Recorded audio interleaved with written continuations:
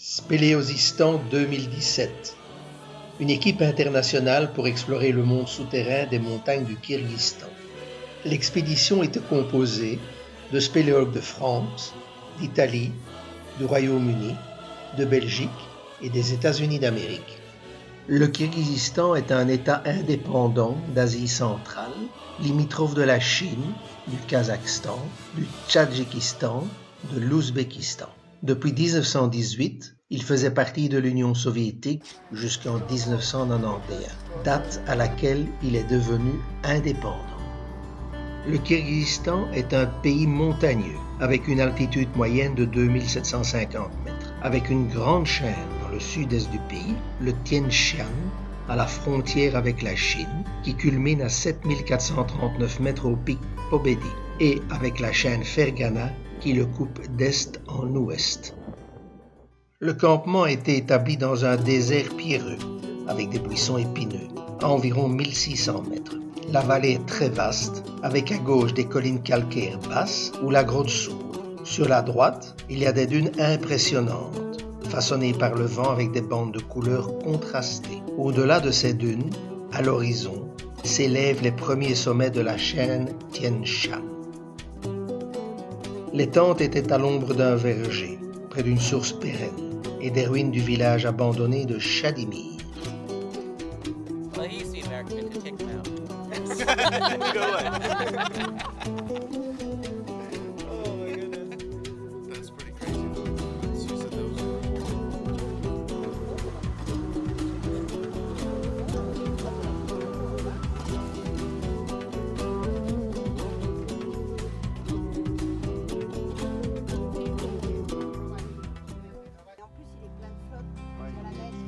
Canigut a une très longue histoire.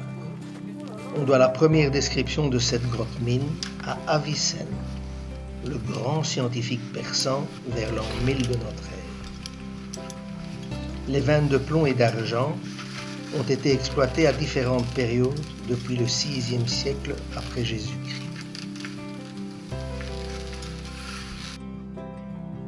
La grotte-mine s'ouvre dans les calcaires et les dolomies du Dévonien moyen. Les dépôts exploitables sont concentrés au sommet du bloc de carbonate sur une épaisseur d'environ 40 à 50 mètres.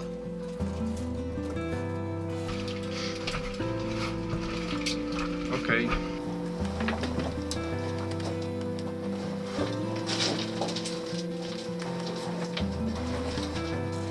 Après une descente d'une douzaine de mètres, on atteint une grande salle d'effondrement de 80 sur 20 mètres et profonde d'environ 70, nommée First Abyss.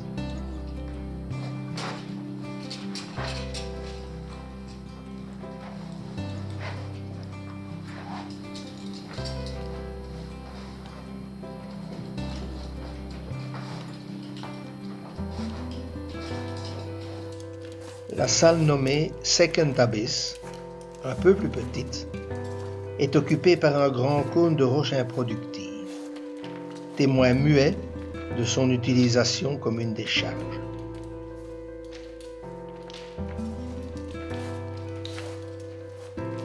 Entre les roches, nous trouvons une vieille torche.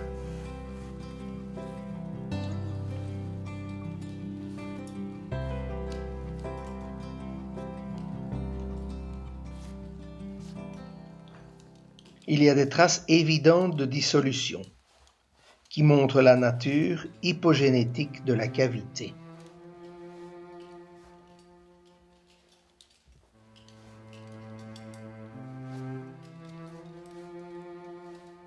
Canigut est un labyrinthe tridimensionnel très complexe. Sa partie naturelle est un gruyère de grandes salles, de passages étroits, qui sont interconnectés de manière illogique et imprévisible.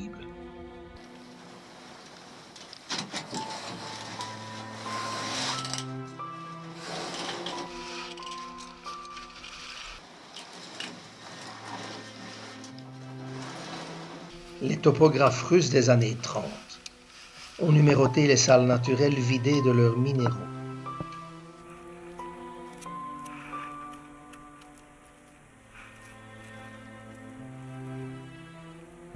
perché come diametro è circa quello dei fori Sì, sì, sì. che vengono fatti per infilargli dentro le cose, però io non so se questo sia dinamite o che cosa. Qua sembra che abbia una specie di innesco laterale.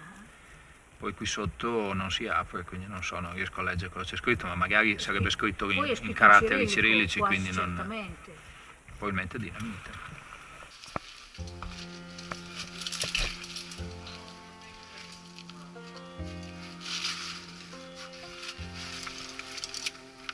Pour atteindre les niveaux les plus profonds de la mine, vous traversez des galeries naturelles vidées par l'ancienne activité minière.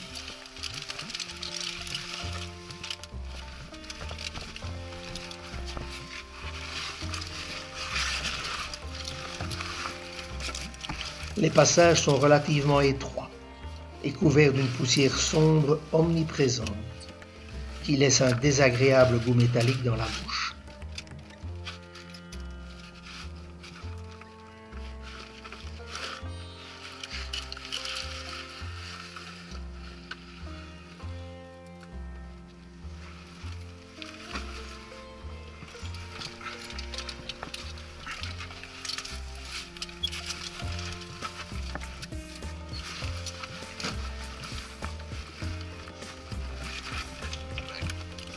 Thank you.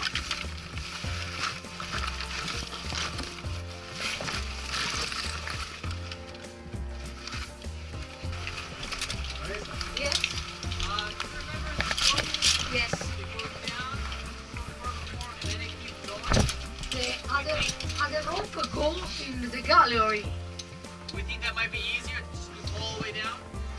It's possible. Flo said is more easy. Okay, I'll go in to try that then. Dice di provare la corda. Che va giù diretta? Sì. Go to this first bit. Diceva Flo che c'è molta roba mossa, quindi uno bisogna che arrivi proprio fino in fondo. Is Kevin.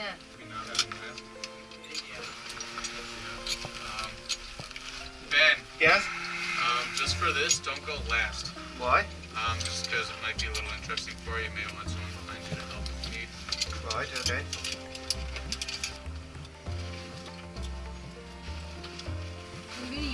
Ok.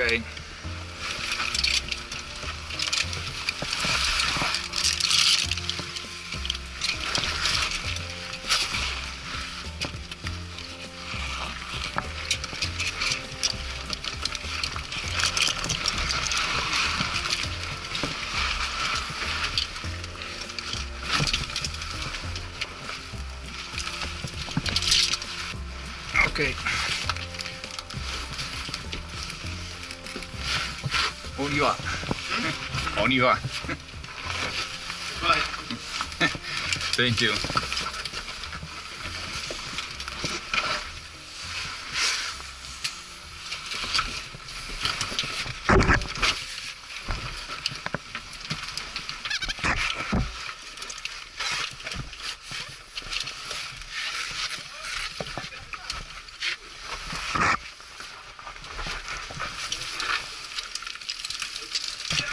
Ben! He's free! Nous avons appelé staliniens les niveaux miniers modernes qui remontent à la fin des années 1940, lorsque l'Union soviétique a décidé de tenter une nouvelle exploitation minière à Kanigut, abandonnée depuis la fin du XVIIIe siècle. Russian flag.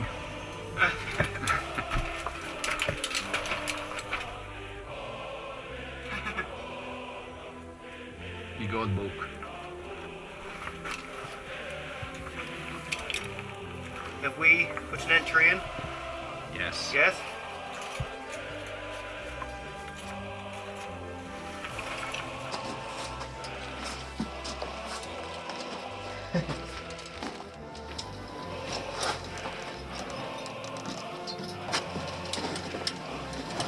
C'è una conchetta così, no? Infilandoti giù, Giovanni. Les galeries rencontrent des niveaux de carbone particulièrement instables.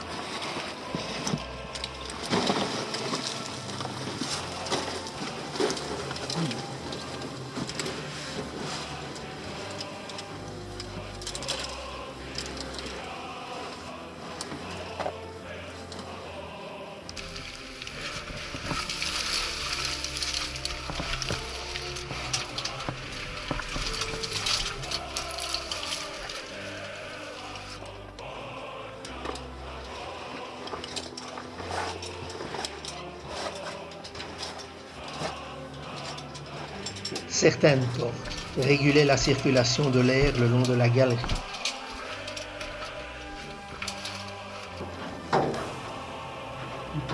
L'exploitation minière a été définitivement abandonnée en 1956.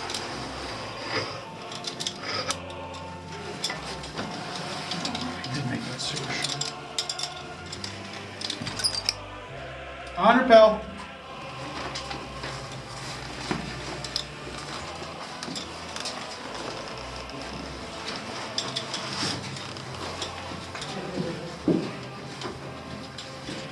Les 3 niveaux modernes étaient reliés par des puits internes.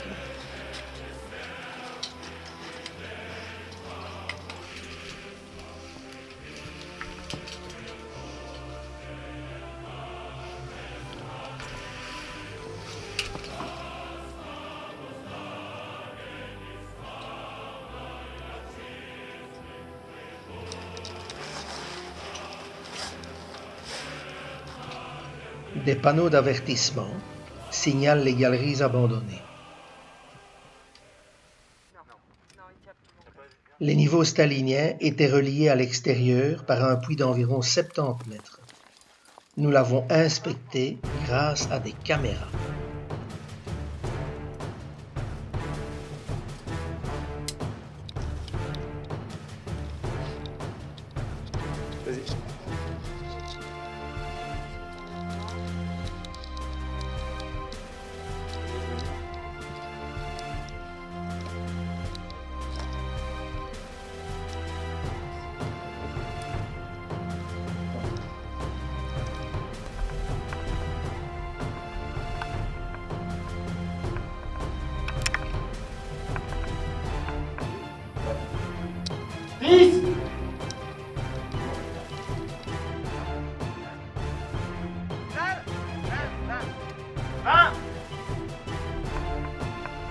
À environ 50 mètres de la surface, le puits est rempli de débris.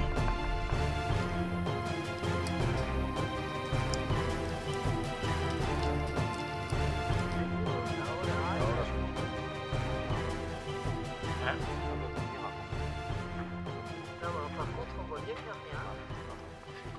Putain, c'est super bien marché.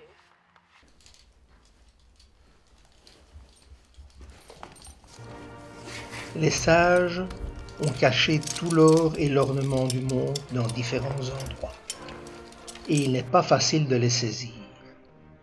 Ainsi, par exemple, dans le village de Maravanar, il y a une ville au milieu de la montagne, appelée Isfara. Dans sa région, il y a un endroit appelé Gut. Les sages y ont laissé des trésors et ont jeté une malédiction sur eux. Les descriptions et les histoires sont innombrables. Ainsi a écrit Abou Ali al-Hussein en l'an 1000 après Jésus-Christ.